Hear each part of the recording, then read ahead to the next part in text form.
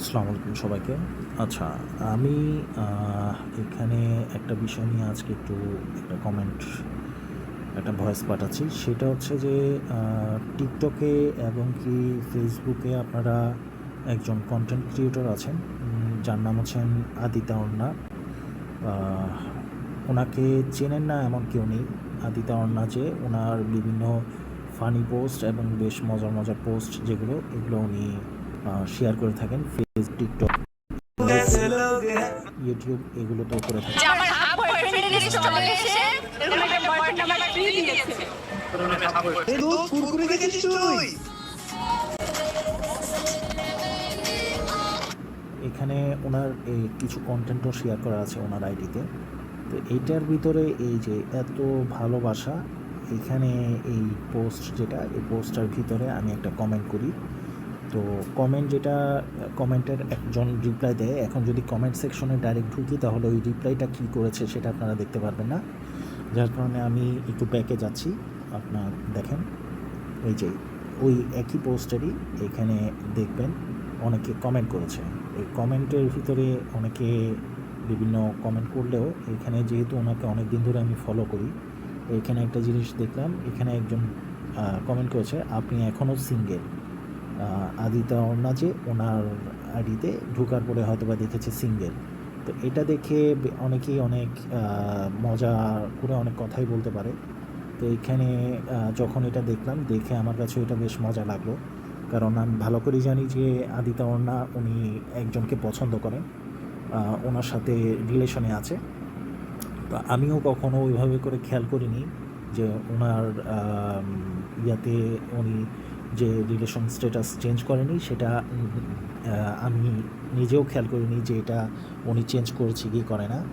তো এটার কারণে আমি জাস্ট ওনাকে মজার ছলে কমেন্টটা করি যে ও এখনও পরিবর্তন করেন নাই, তার মানে তাহলে এখন আমরাও প্রেমের প্রস্তাব দিতে পারবো। তো এটা আমি জাস্ট ফান করে এটা কমেন্টটা করি, কিন্তু কমেন্টটা যেটা এটার পরপর এইখানে এই যে নিশাত খান উপম বলে যেই ভদ্রলোক, এই ভদ্রলোক কমেন্ট করে, আহারে চুতমারানি কত অভিনয় করে রে, অভিনয়ের জন্য তুই সেরা রে। আমি জানি না এই ভদ্রলোককে, এই নিশাত খান উপম যেটা, এটাকে তাকে আমি অলরেডি ব্লক মেরেছি, কিন্তু ব্লক মারলেও তার আমি ছবি এবং আইডি লিঙ্কটা কপি করেছি। আমি সেটা আপনাদেরকে স্ক্রিনশটটা দেখাচ্ছি একটু পরে। এইখানে পরে তাকে আমি এটার রিপ্রেজেন্টেশন দিয়েছিলাম। এটার রিপ্রেজেন্টেশনে ওনার হয়তো বা, যেহেতু তাকে আমি ব্লক করে দিয়েছি যার কারণে সে আর রিপ্লাই আমাকে দিতে পারবে না, কিন্তু এখানে তার যে ছবি এবং অন্যান্য আদার্স যেটা, সেটা আমি দেখিয়ে দিচ্ছি। এই ভদ্রলোকটাও মতো রাজশাহী বা ওইসব দিকে থাকে কি না সে না। এটা হচ্ছে তার আইডি লিঙ্ক, নিশাত খান উপম হাঙ্গারি স্ট্রাইক। ঠিক আছে, এখানে সে এই কমেন্টটা করেছিল। এই যে এখানে দেখবেন দেয়া আছে, নিশাত খান আহারে চুতমারি কত অভিনয় করে রে, অভিনয়ের জন্য তুই সেরা রে। ঠিক আছে, আমাকে মেনশন করা। তো এই কারণে এটা কে কী আসে বিষয়ে আমি জানি না, এই ভিডিওতে কমেন্টটা করে সে। ঠিক আছে, হ্যাঁ, এইখানে তার যে অ্যাবাউটসের ভিতরে দেওয়া ছিল নেত্রকোনাতে এবং কি Mohanganj pilot government high school থেকে পড়াশোনা করেছে। তো এই ভদ্রলোককে, এটা হচ্ছে তার ছবি, এই হচ্ছে তার ফেস, মোটরসাইকেলের উপরে বসে আছে, মোহনগঞ্জ রেলওয়ের এরকম টাইপের কোনো কিছু, এটা তার মূল ফেস।